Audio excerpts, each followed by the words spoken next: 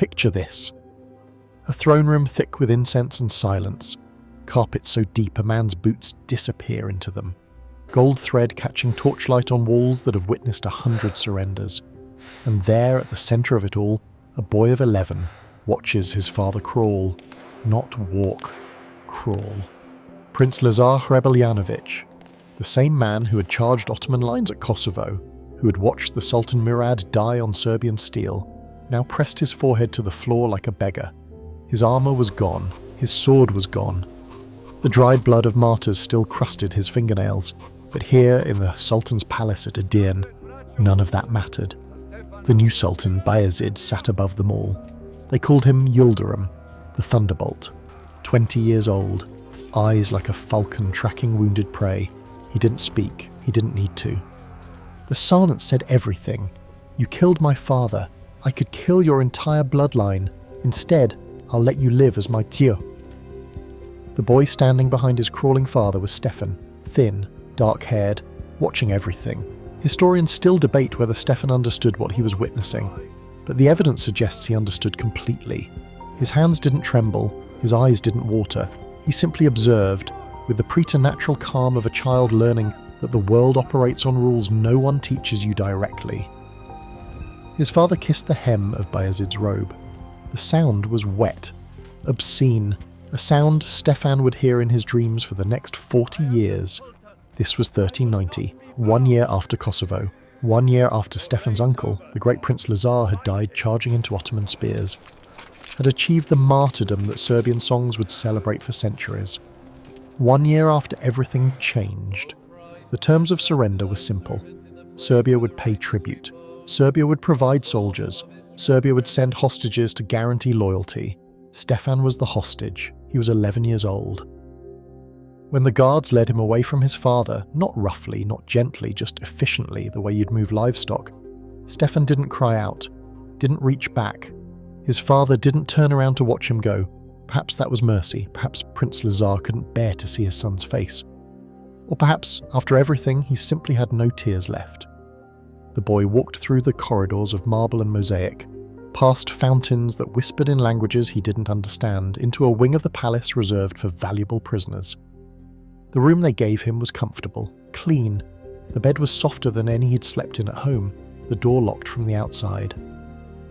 That first night, alone in Ottoman silk, Stefan learned the first lesson that would define his life to know. Survival is not the same as victory, but survival is the prerequisite for everything else. He was a hostage, a guarantee, a piece of leverage wrapped in a boy's body. The Sultan could execute him at any moment, would execute him if Serbia stepped out of line. His life existed only at the pleasure of his father's conqueror. Some boys would have broken, some would have raged, plotted escape, died trying to reclaim their honour. Stefan did something else entirely. He started learning Turkish. Within 6 months he spoke it fluently.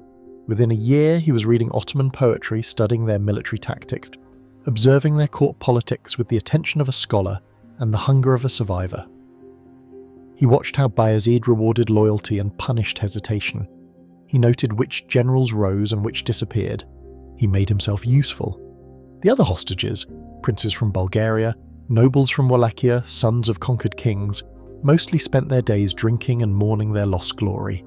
Stefan spent his days in the library, in the training yards, in the margins of councils where no one thought a Serbian boy was paying attention. He was always paying attention. By the time he was 14, Bayezid had begun requesting his presence at military briefings. By 16, he was commanding a small unit of Serbian cavalry in Ottoman campaigns. By 18, he had killed more men in the Sultan's service than his martyred uncle had killed at Kosovo. The boy who watched his father crawl had become something new, something that didn't have a name yet. He was Serbian. He was Orthodox Christian. He wrote poetry about saints and prayed to icons in his private chambers. And he was the Sultan's most loyal foreign weapon. How does a man hold these contradictions without breaking? How does faith survive when you spend your life serving its enemies? The answer would take 40 years to reveal, and it would break everything it touched. 3 years passed, then 5, then a decade in the Sultan's shadow. Stefan stopped counting the days sometime around his 15th birthday. Counting implied hope for an end. There was no end. Serbia would remain vassal, he would remain hostage. The only variable was whether he'd be a living hostage or a dead one. He chose living. And living meant becoming indispensable. The Ottoman court was not a place for the weak. Bayezid's palace churned with intrigue, viziers plotting against generals, princes murdering brothers, alliances forming and shattering like ice on the Danube. Every smile concealed us a knife. Every friendship was a transaction. Stefan learned to navigate this world the way a blind man learns a maze, slowly, carefully, with the knowledge that one wrong step meant death. His first military command came in 1393 against the Bulgarians. Not as a leader, he was 19, still a hostage, still theoretically a prisoner, but as a cavalry officer under Ottoman generals. The Bulgarians were fellow Christians, fellow Orthodox believers, men who prayed to the same saints Stefan prayed to in secret. He killed them anyway. The first man Stefan personally cut down was a Bulgarian nobleman named Constantine. Historians still debate whether Stefan knew the man's name beforehand or learned it after. Either way, the kill was clean.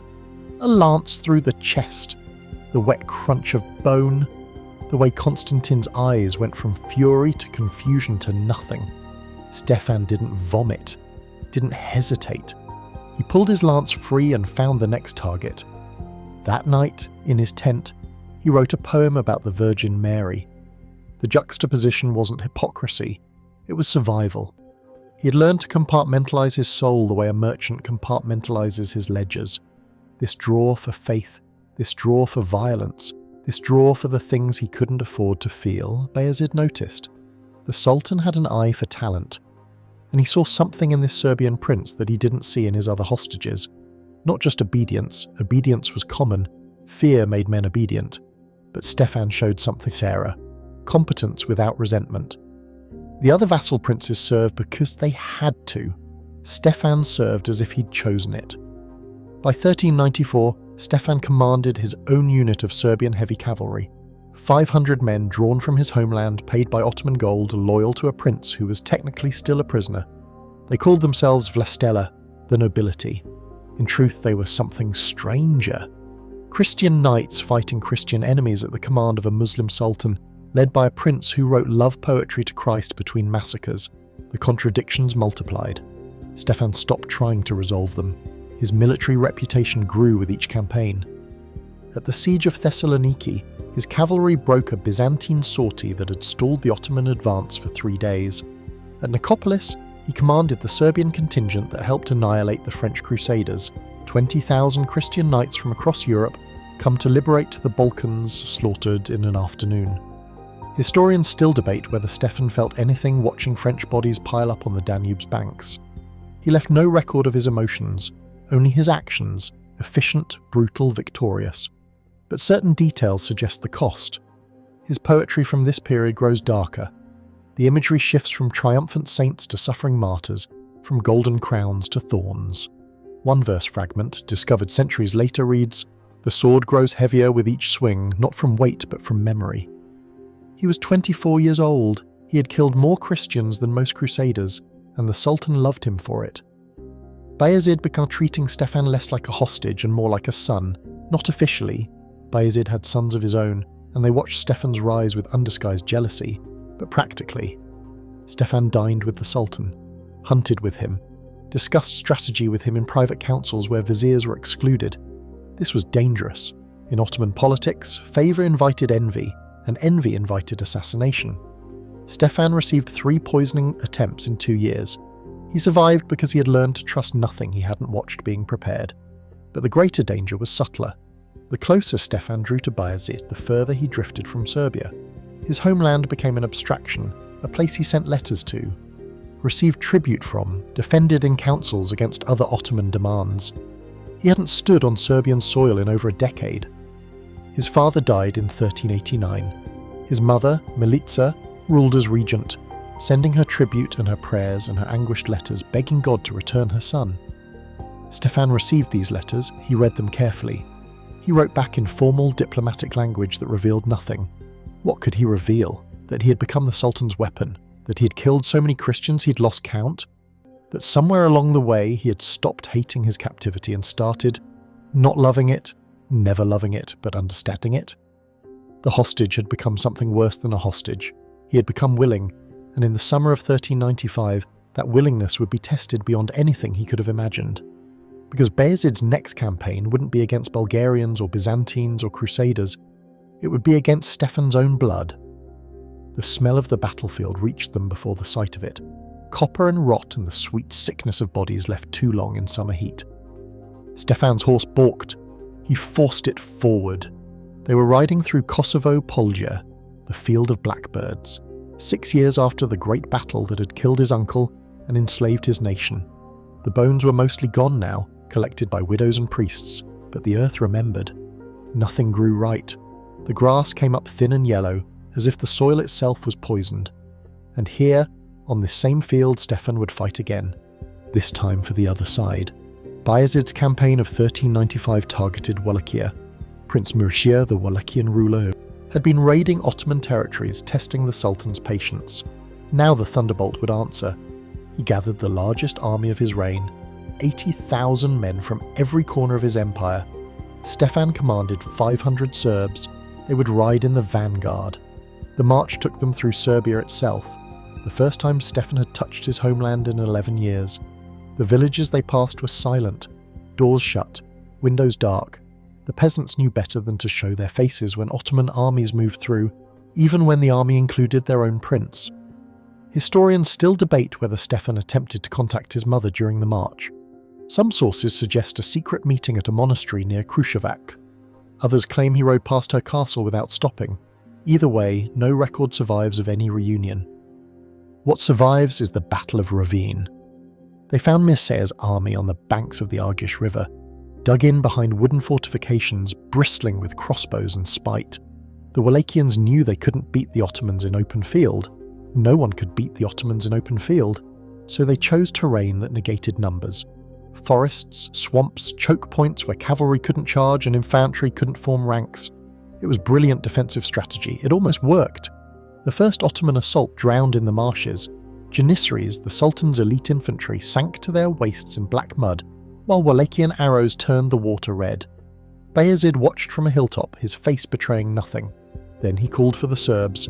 Stefan received the order at midday. His instructions were specific. Find a crossing point upriver, flank the Wallachian position, break their line from behind. Simple in theory, suicidal in practice. He didn't argue, didn't negotiate. He gathered his 500 and rode north. The crossing took 4 hours.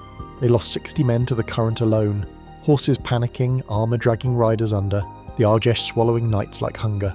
By the time they reached the opposite bank, they were 440, exhausted, soaked, their powder wet and their spirits cracking. But they were behind the Wallachian lines. What happened next would become legend. Stefan's cavalry struck the Wallachian rear at dusk, when Mircea's men were focused on the Ottoman infantry dying in the swamps. The first they knew of the attack was the thunder of hooves and the screaming of men caught between hammer and anvil. Stefan killed 11 men personally that evening. He recorded the number in his campaign journal, one of the few times he documented his violence directly. Why 11 stayed with him when thousands didn't is impossible to know. Perhaps one of them looked like someone he'd known. Perhaps the 11th was the one where his arm finally started shaking. The battle ended at nightfall. Mircea escaped, barely, fleeing into the mountains with the remnants of his army. Ottoman casualties were staggering. Some accounts suggest 15,000 dead, including many of Bayezid's best commanders. But they had won, technically. That night, while the army celebrated, Stefan walked through the Wallachian dead. He was looking for something. His journal doesn't say what. Orthodox icons, perhaps. Evidence that these corpses had prayed to the same god he prayed to. He found plenty. One body, a young boyar, probably a nobleman's son, probably Stefan's age, still clutched a small wooden cross. The kind mothers gave sons when they marched to war.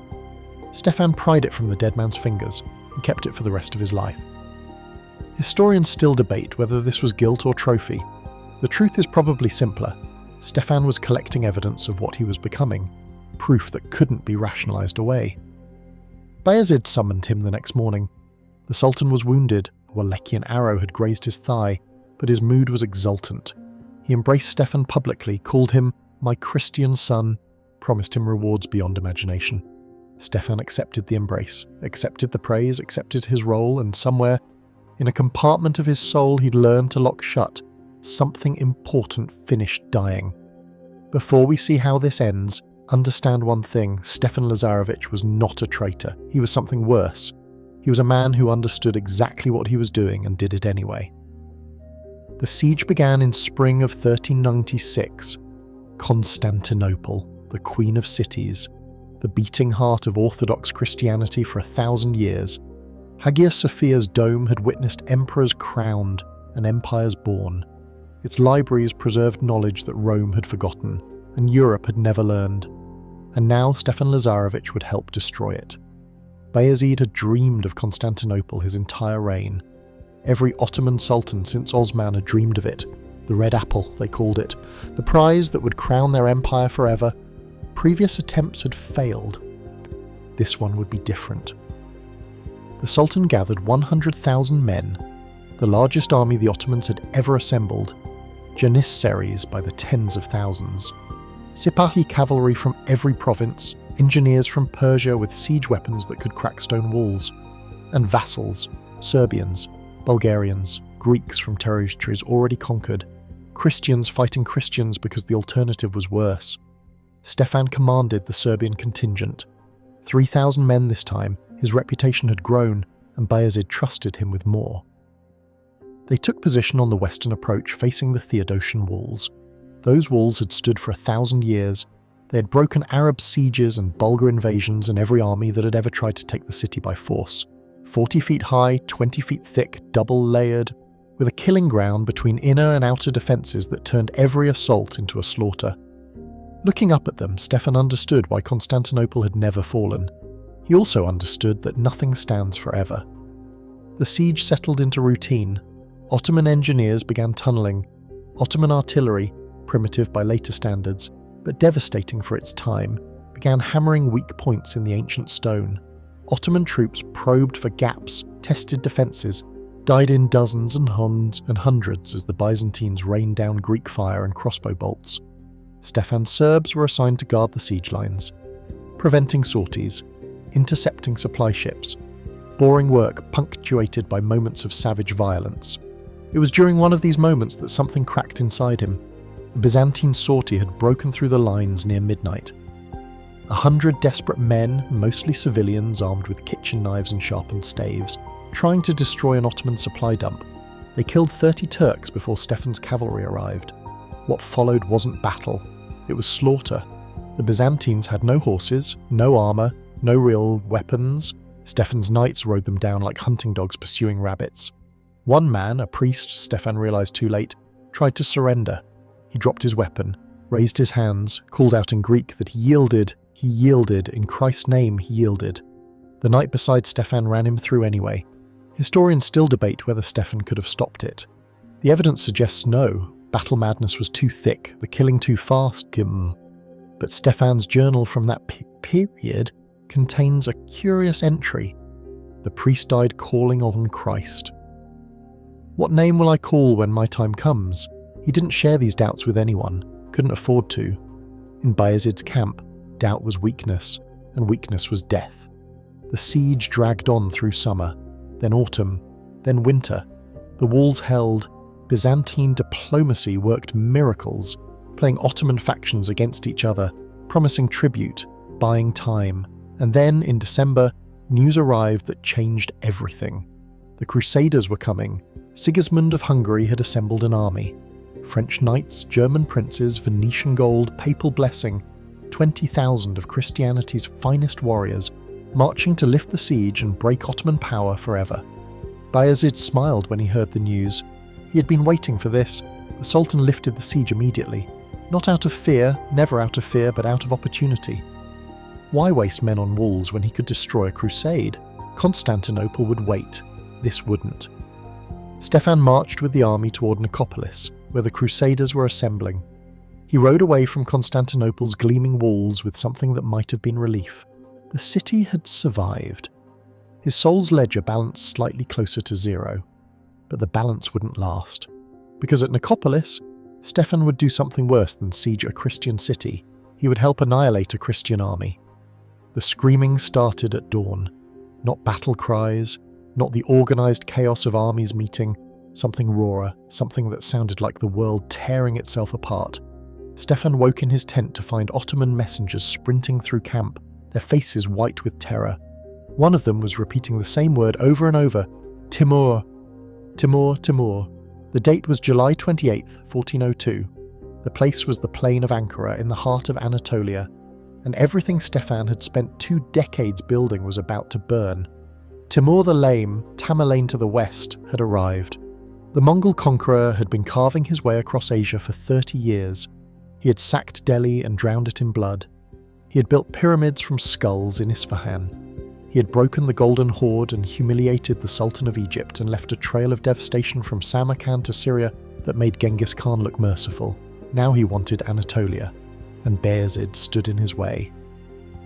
The 2 armies that faced each other that morning were among the largest ever assembled. Bayezid brought perhaps 140,000 men, Janissaries, Sipahi's vassals from every corner of his empire. Stefan's Serbs numbered 5,000, hardened veterans of a dozen campaigns, positioned on the Ottoman right flank. Timur brought more, 200,000 cavalry, horse archers from the steppes who could shoot accurately at full gallop, armoured elephants from India, Persian engineers, Mongol commanders who had learned warfare at the feet of survivors who had learned it from Genghis himself, and something worse, defectors. The battle began with betrayal. Whole units of Anatolian Turks, men whose fathers Bayezid's father had conquered, simply switched sides. They had been promised their lands back. They had been promised revenge. When Timur's horns sounded the advance, they turned their weapons on their Ottoman brothers. Stefan watched the Ottoman centre collapse in real time. It was like watching a building fall, first a crack, then a shudder, then everything coming down at once. Bayezid's Janissaries held. They always held. The Sultan's elite infantry formed a square around their master and fought with the desperate courage of men who knew surrender meant nothing. They were an island in a sea of chaos. On the right flank, Stefan faced a choice. He could retreat. His Serbs were positioned near an escape route, a valley that led west toward Christian territory. If they moved now, moved fast, they might survive. Serbia might even welcome them as heroes, the men who escaped Timur's wrath. Or he could stay. Stefan stayed. Historians still debate whether this was loyalty, honour, or simple paralysis. The evidence suggests something more complicated. Stefan had spent his entire adult life serving Bayezid. The Sultan had been master, mentor, something almost like father. To abandon him now, even as everything burned, would mean admitting that all those years, all that blood, all those compartmentalized sins had been for nothing. Stefan couldn't afford that admission. Not yet. His 5,000 Serbs formed a wedge and charged into the Mongol flank. What followed was butchery. The Serbs were heavy cavalry, armoured knights with lances and swords designed for shock combat, for breaking infantry lines and routing lighter horsemen. Against Timur's mobile archers, they were too slow, too clumsy, too visible. The Mongols didn't fight them. They circled them, fired arrows from distances Stefan's men couldn't reach, feinted and withdrew and fired again, bleeding the Serbian formation one rider at a time. Stefan lost 3,000 men in 2 hours. The survivors clustered around him, horses blown, armour bristling with arrows like metallic porcupines. And then they heard the news. Bayezid was captured. The Sultan, the thunderbolt, the conqueror of Europe, the man who had made Stefan what he was, had been pulled from his horse and bound in chains. His Janissaries had died around him, almost to the man. The Ottoman army was gone, scattered, destroyed. Stefan gathered his remaining 1,800 Serbs and retreated. There was nothing else to do. The battle was over. The empire was over. Everything was over. Behind them, Timur's men were building pyramids of skulls. The march home took 3 months. They moved at night, avoiding Mongol patrols, surviving on whatever they could forage from a land already picked clean by war. Men died of wounds, of starvation, of simple despair. Stefan didn't die. He rarely spoke. He led his shrinking column westward with the mechanical determination of a man who had forgotten why he was moving, but couldn't remember how to stop. Somewhere in Thrace they received word. Bayezid was dead. Timur had kept him in a cage. Some said an iron cage, some said a golden one. The cruelty was the same regardless. And the Sultan had beaten his own head against the bars until his skull cracked. Stefan received this news in silence, then he kept walking towards Serbia, toward home, toward whatever came next. And here's where it gets worse. Stefan returned to a Serbia he barely recognized. 11 years as a hostage, 15 years as Bayezid's weapon. And now, finally, he was home. And home was a nightmare. His mother Milica had held the kingdom together through force of will and careful diplomacy. But she was old now, exhausted, ready to surrender power to the son she had mourned as lost. Stefan took the throne in 1402, at the age of 35. He was the most experienced military commander in the Balkans. He had survived more battles than most generals would see in 3 lifetimes. None of it prepared him for what came next. The Ottoman Empire didn't die at Ankara. It shattered. Bayezid's sons, 4 of them, each convinced of his right to rule, tore the empire apart in a civil war that would last 11 years.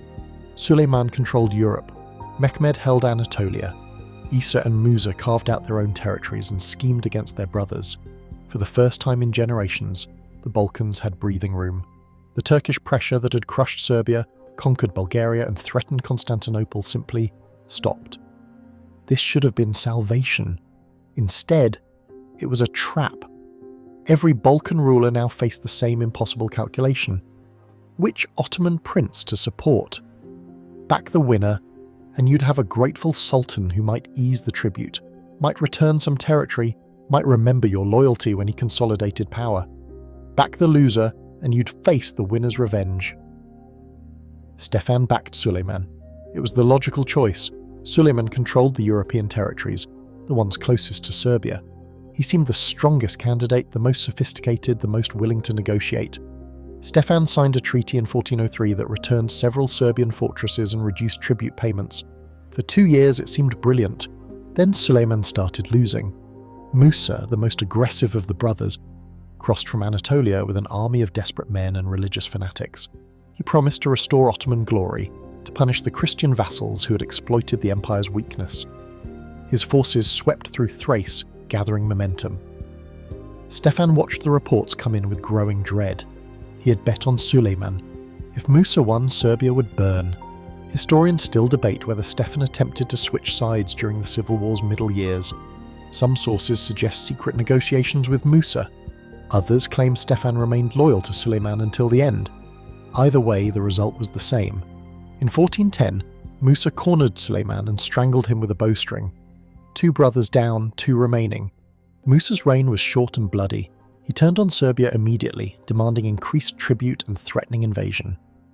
Stefan fortified the borders, called up his levies, prepared for the war he knew was coming, but war never came, because Musa's brother Mehmed proved smarter, stronger, and more patient. Mehmed Vuestes destroyed Musa in 1413 and reunified the empire. The civil war was over, the Ottomans were back, and they remembered everything.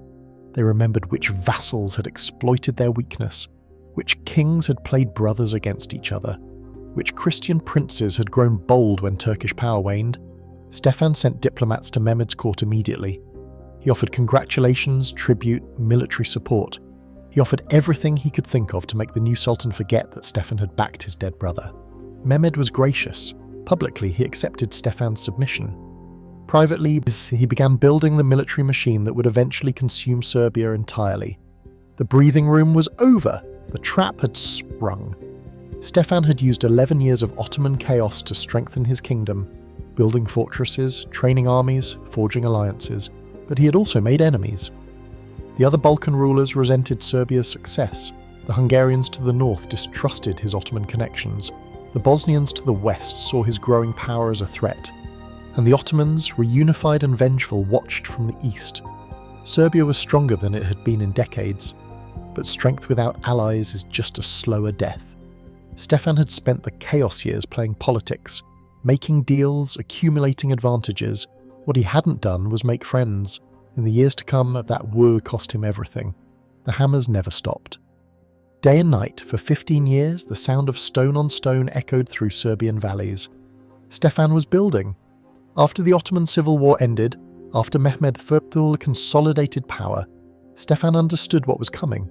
Not immediately, Mehmed was too clever for immediate revenge, but eventually. The Ottomans would return in force, the tribute would increase, the demands would grow, and someday, sooner or later, a sultan would decide that vassal wasn't enough, that Serbia needed to become a province. Stefan's answer was walls. Belgrade became a fortress. Smederevo rose from the Danube's banks, its massive stone towers visible for miles. Golubac was reinforced. Novo Brdo was fortified. Every strategic point in Serbia sprouted battlements and murder holes and thick walls designed to make conquest expensive. The centerpiece was Kalemegdan, the fortress at Belgrade's heart, where the Sava River meets the Danube. Stefan poured resources into it obsessively. He imported engineers from Hungary and stonemasons from Italy. He designed kill zones and overlapping fields of fire. He built walls within walls within walls. His generals questioned the expense. Serbia was poor. Decades of tribute had drained the treasury, and every coin spent on stone was a coin not spent on soldiers. Stefan silenced them with mathematics. An army of 10,000 costs 10,000 dinars per month, he explained. A fortress costs 10,000 dinars once. The army dissolves when winter comes. The fortress remains. Historians still debate whether Stefan believed his own logic. The evidence suggests he understood the fortress's true purpose, not to stop the Ottomans, but to slow them, to make conquest so expensive that future sultans might choose easier targets, to buy time, maybe years, maybe decades, for something to change. He never specified what that something might be. A crusade, perhaps, a new Ottoman civil war, divine intervention, or maybe he simply couldn't accept that all his building was futile, that he was constructing elaborate tombs for a kingdom that was already dead. The construction came at terrible cost. Serbian peasants were conscripted by the thousands to quarry stone, haul timber, dig foundations. Many died, crushed by falling blocks, drowned in flooded excavations, worked to exhaustion in the summer heat. Stefan noted these deaths in his administrative records with the same detachment he noted expenditures on mortar. Labourers lost, 47. Stone blocks completed, 312. Projected completion, 18 months. The compartmentalisation that had served him in Ottoman courts now served him at home. He could order men to their deaths without flinching because he had learned to separate the man who gave orders from the man who felt their weight. At night, alone in his chambers, he wrote poetry about suffering and redemption. The walls rose higher. By 1420, Serbia bristled with fortifications that rivaled any in Europe. Stefan had created a defensive network that would take any army months to crack. He had also created something else, a reputation. The other Balkan powers watched Serbia's construction with growing alarm. A weak Serbia was predictable, manageable. A strong Serbia was dangerous. What if Stefan decided his fortresses weren't just for defense? What if he used them as bases for expansion? The Bosnians were particularly worried. Their kingdom shared a long border with Serbia, and that border was increasingly fortified. Stefan had positioned his strongest garrisons facing west, facing Bosnia, rather than east toward the Ottomans. This was deliberate. Stefan understood that the Ottomans couldn't be stopped, only delayed. But Bosnia was vulnerable. Bosnia could be pressured, absorbed, made into a buffer. If Serbia had to die, it could at least die larger. The Bosnian king, Tvrtko II, saw the threat clearly. He began reaching out to Stefan's enemies, to the Hungarians, to the Venetians, to anyone who might check Serbian expansion. Stefan responded by fortifying more aggressively. The cycle fed itself. Serbian walls provoked Bosnian fears, which provoked Serbian walls, until the two kingdoms were locked in a cold war that served neither. Meanwhile, to the east, Mehmed IV died. His son Murad II took the throne in 1421, young and ambitious and eager to prove himself. Murad looked at Serbia's walls and saw a challenge. Stefan looked at Murad and saw the end approaching. The hammers kept falling, the walls kept rising, and the man who built them kept writing poetry about death. The letter arrived in winter, sealed with the double-headed eagle of the Holy Roman Emperor. Stefan read it 3 times before he allowed himself to believe it. Sigismund of Hungary, king, emperor, leader of Christendom's secular powers, was offering an alliance. This was 1403. The Ottoman Civil War had just begun. Sigismund, still smarting from his catastrophic defeat at Nicopolis 7 years earlier, still saw an opportunity. With the Turks fighting themselves, perhaps the Christians could finally coordinate, perhaps they could push back. Stefan sent his acceptance within the week. For 2 decades he had served the Ottomans, killed for them, built his career on their favour. But he had never stopped being Christian. never stopped praying to Orthodox saints, never stopped hoping, however faintly, that someday the tide might turn. Sigismund's offer felt like redemption. It was instead the beginning of a different kind of betrayal. The alliance started well. Sigismund granted Stefan territories in Hungary, estates near the Serbian border, income to supplement his depleted treasury. In return, Stefan provided intelligence about Ottoman dispositions, troop movements, political fractures. For the first time, Christian Europe had an insider's view of the empire that threatened them all. Stefan also received something more valuable than land or gold: legitimacy. In 1404, Sigismund inducted Stefan into the Order of the Dragon. Historians still debate whether Stefan understood the honour's full implications. The order was Sigismund's creation, a chivalric society modelled on Western European traditions, dedicated to defending Christianity against the Turks. Its members wore a dragon emblem, swore elaborate oaths, committed to holy war. Stefan became the first Orthodox Christian admitted. He wore the dragon badge proudly. He incorporated it into his heraldry, his seals, his official correspondence. The son of Kosovo martyrs, the boy who had watched his father crawl before the Sultan, was now a knight of Christendom. But the order was also a chain. Sigismund's price for legitimacy was loyalty. Hungarian loyalty, which meant Western loyalty, which meant priorities that often contradicted Serbian interests. When Sigismund demanded troops for his campaigns in Bohemia, Stefan sent them. When Sigismund needed a buffer against Ottoman raids, Stefan provided it. When Sigismund's treasury ran short, Stefan's estate somehow produced extra revenue. The alliance was never equal. Hungary was a great power. Serbia was a client state with delusions of independence. Sigismund treated Stefan with respect, genuine respect, even affection, but the relationship was always clear, and when Stefan needed Hungary most, the truth became undeniable. It happened in 1426. The Ottomans, reunified under Murad the King, were pressuring Serbia again. Tribute demands had increased, border raids had resumed. Stefan needed military support, actual soldiers, not symbolic gestures, to maintain his independence. He sent envoys to Sigismund's court. They returned with expressions of sympathy and nothing else. Hungary was distracted. Sigismund's attention had shifted to Germany, to his Holy Roman Emperor title, to dynastic struggles that made Balkan affairs seem provincial. Serbia's crisis was regrettable, but not Hungary's priority. Historians still debate whether Sigismund deliberately abandoned Stefan or simply lacked resources to help. The letters from this period are ambiguous. Warm words, vague promises, nothing concrete.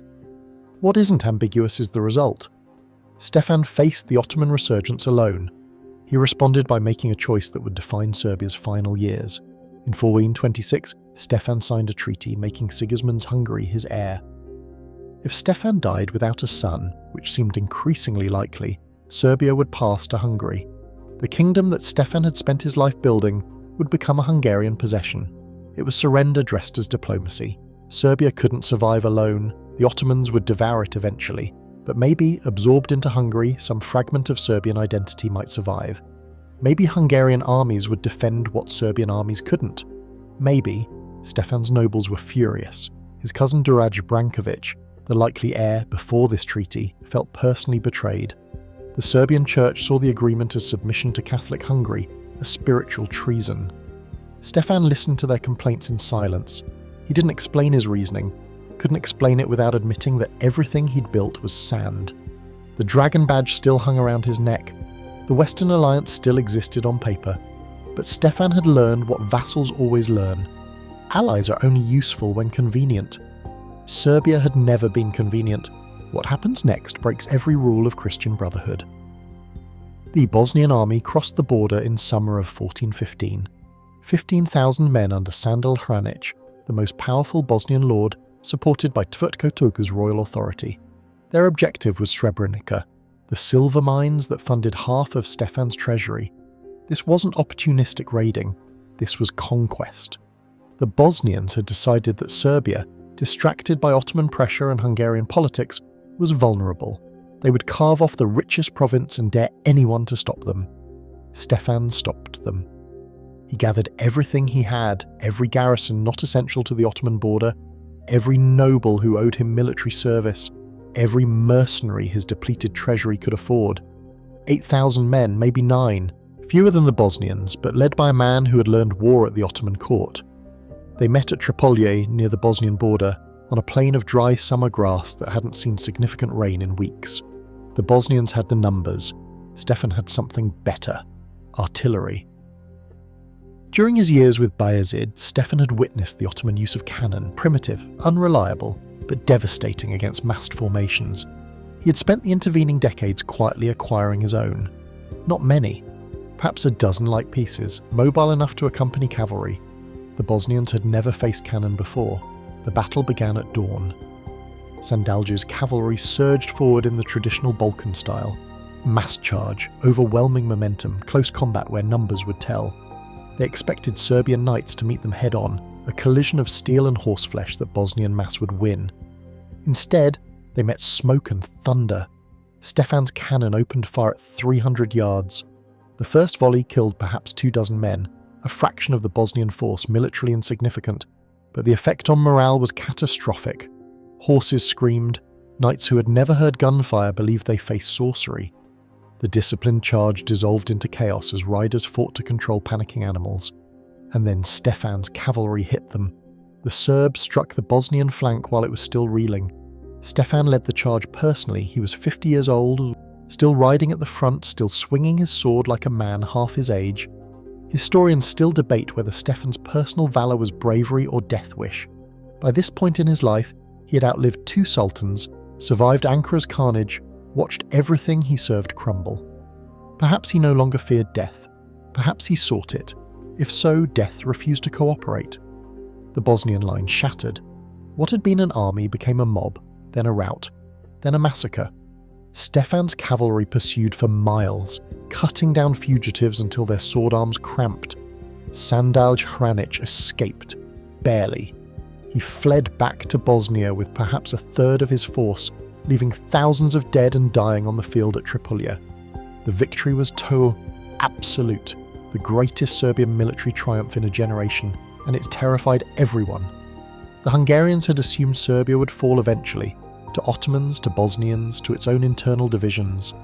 A strong Serbia hadn't factored into their calculations. Now they had to reconsider. The Bosnians, humiliated, began seeking alliances against Stefan rather than territories. The Venetians, who controlled the Adriatic coast and worried about any shift in Balkan power, started subsidizing Stefan's enemies. Even the Ottomans paid attention. Murad II was young, not yet ready to challenge Stefan directly, but he noted the Serbian victory carefully. A vassal who could destroy a neighbouring army wasn't entirely safe. Stefan rode home from Tripoli as a conqueror. He had proven that Serbia could defend itself, that the fortress strategy combined with Ottoman-learned tactics could crush any local threat. But local threats weren't the problem. The real threat, the Ottoman Empire, patient and vast and inexorable, watched from the east, and Stefan's victory at Tripoli had accomplished something his defeats never had. It had convinced his neighbours that Serbia needed to be contained. Before Tripoli, Stefan had potential allies. After Tripoli, he had only potential enemies and one certain overlord. The cannons that had won the battle had also sealed Serbia's isolation. Standing in his camp that evening, surrounded by captured Bosnian banners and the groans of wounded men, Stefan understood the irony. He had finally proven himself a great general. It would have mattered 20 years earlier. Now it just made the end lonelier. The battle is over. The real tragedy is just beginning. The Order of the Dragon met in Buda in 1408. 24 knights, representing the greatest noble houses of Central Europe, gathered to swear oaths against the enemies of Christianity. Stefan was among them, the only Orthodox member, the only Balkan ruler, the only man in the room who had actually fought the Ottomans in more than border skirmishes. Sigismund presided. The ceremonies were elaborate: masses, feasts, the exchange of symbolic gifts. Stefan received a golden dragon to wear around his neck, crafted by Hungarian goldsmiths, inlaid with rubies that caught the torchlight. It was, by any measure, an extraordinary honour. The order included kings and dukes and some of the most powerful men in Europe. Stefan's inclusion signalled that the West finally recognised Serbia's sacrifices, finally acknowledged the front line that his kingdom had held for generations. He wore the dragon for the rest of his life. But the dragon couldn't save him. The decade following his induction revealed the order's limitations. Its members met occasionally, exchanged letters, professed solidarity against the Turkish threat, What they didn't do was fight. When Ottoman raiders struck Serbian villages, no dragon knights rode to help. When tribute demands increased, no Western gold offset the cost. When Murad II began testing Stefan's borders, no allied army materialized. The order was a symbol. Stefan had spent his life learning that symbols were beautiful and worthless. Historians still debate whether Stefan felt betrayed by the order's inaction. His letters from this period are carefully diplomatic, never criticizing his Western allies directly, but his actions suggest disillusionment. He stopped attending order meetings after 1420, stopped referencing the alliance in his correspondence, stopped expecting rescue. Instead, he retreated into the work that remained: administration, fortification, the daily grind of keeping a doomed kingdom functional for one more year, one more month, one more day. His health began failing around 1420. The exact cause is unclear. Chronicles mention fevers, exhaustion, and disorders of the blood. Stefan had spent 40 years riding to war, had survived wounds and diseases that killed stronger men. His body was simply used up. He responded by working harder. The fortress at Smederevo, his greatest construction project, consumed his final years. He spent weeks at the construction site, personally supervising the wall's placement, arguing with engineers, forcing his failing body to inspect every foundation and battlement. His advisors begged him to rest. He ignored them. Rest implied a future. Stefan wasn't building for a future. He was building a monument. At night, in his chamber at Belgrade, he wrote. Not official correspondence, he had secretaries for that, but poetry and theological meditations. The works that survive reveal a mind grappling with questions that had haunted him since childhood. Why do the righteous suffer? Why does God permit the destruction of his faithful? What remains when everything is lost? His answers were orthodox in form, but strangely personal in content. He wrote about saints who had failed, about martyrs whose deaths accomplished nothing, about the difference between surrender and acceptance. One passage stands out. The man who fights and loses is not conquered. The man who stops fighting is not defeated. Only the man who forgets why he fought is truly vanquished. Stefan never forgot. That was his curse. In 1427, with his health deteriorating and his kingdom shrinking, he made his final diplomatic journey. He travelled to Sigismund's court in Hungary to finalise the succession treaty, the agreement that would hand Serbia to Hungary upon his death. The journey nearly killed him. His retinue reported that he could barely sit his horse, that he needed to stop every few hours to rest, that his hands trembled too badly to hold a pen. But he reached Buda. He met Sigismund. He signed the documents that erased Serbian independence. Then he rode home to die. The dragon medallion hung around his neck the entire journey. He had received it as a symbol of Christian brotherhood, of Western support, of everything the Alliance had promised and failed to deliver. Now it was just metal. Beautiful metal, crafted by masters, representing nothing. Stefan kept wearing it anyway. He had learned over 60 years that symbols were sometimes the vultures gathered before he was dead. Stefan had no son, no legitimate heir.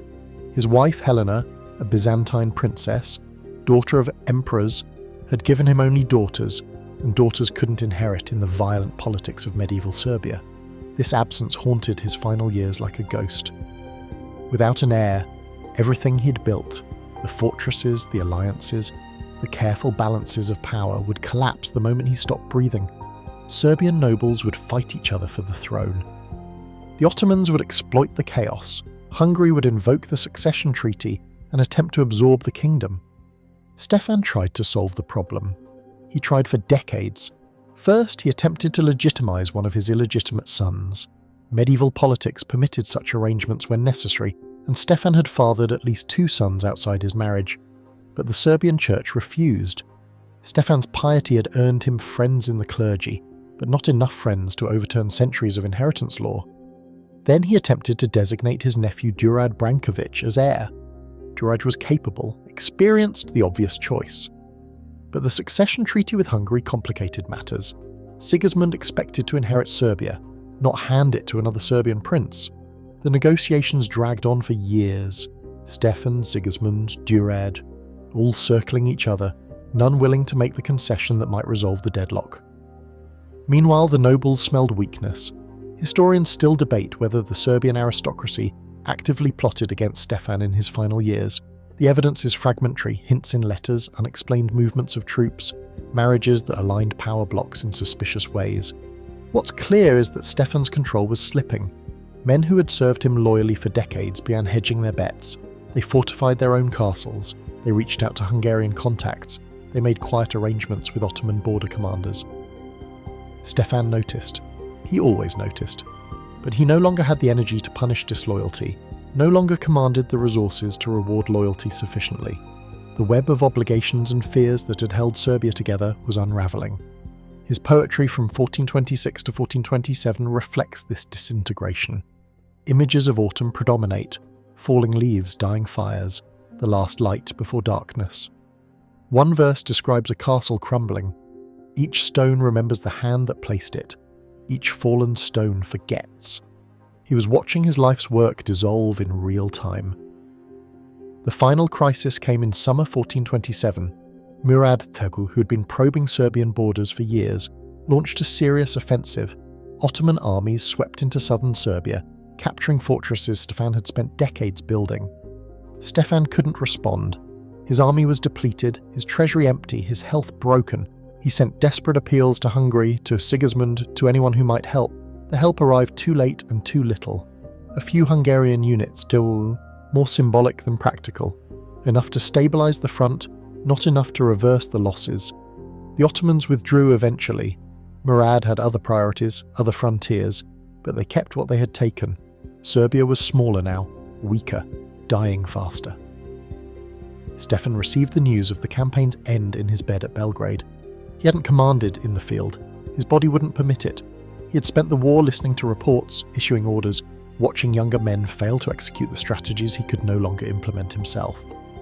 In December 1427, sensing the end approaching, he made final arrangements. He confirmed Rad Branković as his successor. Hungary's treaty claim be damned. He distributed his personal wealth among loyal servants and religious foundations. He dictated letters to the Serbian church requesting prayers for his soul. And he asked to be moved to Smederevo. The fortress wasn't finished. Workers still swarmed over the walls, adding battlements, reinforcing foundations. But Stefan wanted to see it one last time, wanted to touch the stone he had ordered quarried, the walls he had designed, the monument he was leaving behind. They carried him on a litter. He was too weak to ride. At Smederevo, he ordered them to stop at the main gate. He looked up at the towers, massive, imposing, built to last centuries, and said nothing. What was there to say? The fortress would survive him. Whether it would protect anyone was no longer his concern. They carried him back to Belgrade. He never saw Smederevo again.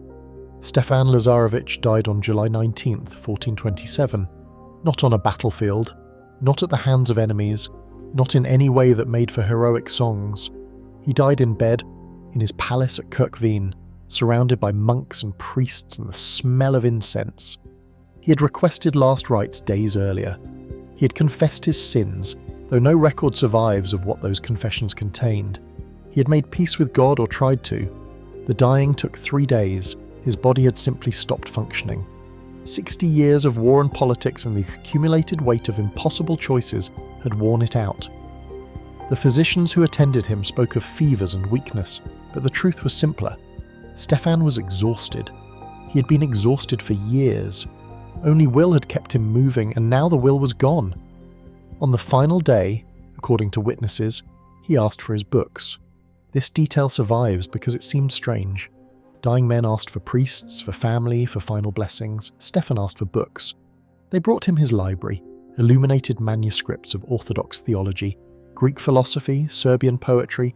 He couldn't read them anymore. His eyes had failed, but he wanted them near, wanted to die surrounded by words. Historians still debate whether this was piety or habit. Stefan had been a scholar his entire life, one of the most learned rulers of his age. He had written poetry that still survives, theological treatises that influenced Serbian orthodoxy for centuries. Perhaps, at the end, books were simply what comforted him. Or perhaps he wanted to remember who he had been before the compromises began. He died around noon. The monks were chanting prayers. The July sun pressed against the windows. Outside, Serbia continued. Peasants worked fields, soldiers manned walls, nobles schemed for advantage. None of them knew yet that their prince was gone. The news spread slowly. Messengers rode to Duraj Branković, confirming his succession. Others rode to Hungary, to Constantinople, to the Ottoman court. Each recipient calculated what Stefan's death meant for them. Murad Thaku heard the news with interest. The great Serbian prince was dead. The fortresses remained, but the mind that had built them was gone. Serbia was weaker now. Conquest could proceed. Sigismund heard the news with frustration. His succession treaty was worthless. Duraj had claimed the throne despite it. Hungary had lost a client state and gained nothing. The Serbian church heard the news with grief. They had lost their great patron, the prince who had built monasteries and supported artists and made orthodoxy flourish despite Ottoman pressure. They began composing hagiographies immediately, transforming Stefan into a saint. The hagiographies omitted certain details. They didn't mention the years serving Bayezid, didn't mention the Christians Stefan had killed at Ravine and Nicopolis and a dozen other battles, didn't mention the Siege of Constantinople or the blood he had shed for Muslim masters. Instead, they crafted a hero, a defender of the faith, a martyr who had suffered for his people. Stefan would have appreciated the irony. He had spent his life compartmentalizing truth, separating the man who survived from the man who believed. Now the church was doing the same thing posthumously. His body was buried at Manasия, the monastery he had built as his monument. The tomb was magnificent, carved stone, precious metals, inscriptions proclaiming his piety and valor. Pilgrims came for centuries to venerate his relics. The relics survived. Serbia did not. Within 30 years of Stefan's death, the Ottoman conquest was complete. Smederevo fell in 1459, its great walls breached by cannon that made Stefan's fortifications obsolete. The Serbian church was subordinated to Ottoman control. The nobility was scattered. Those who survived fled to Hungary or submitted to Turkish rule. Everything Stefan had built was erased. But the empire he had served, the Ottoman Empire, the power he had strengthened and fought for and helped expand, endured for another 4 centuries. The sultans who followed Mehmed II would conquer Constantinople, threaten Vienna, reshape the Mediterranean world. Stefan had helped make that possible. The military expertise he had provided, the vassal troops he had commanded, the intelligence he had shared, all of it had strengthened Ottoman power. The empire that devoured Serbia had been partially built by Serbia's greatest prince. History remembers Stefan Lazarević as a hero, the Order of the Dragon Knight, the poet prince, the saint who defended his faith. History forgets the boy who watched his father crawl, forgets the man who killed Christians for Muslim masters, forgets the compromises that made survival possible and salvation impossible. The empire endured, the man did not, and the story told afterward erased everything that mattered. Only the fortresses remain, Smederevo's walls still standing, Kalemegdan still overlooking the confluence of rivers, monuments to a man who built for eternity and knew it wouldn't be enough. The stones remember, they just don't speak.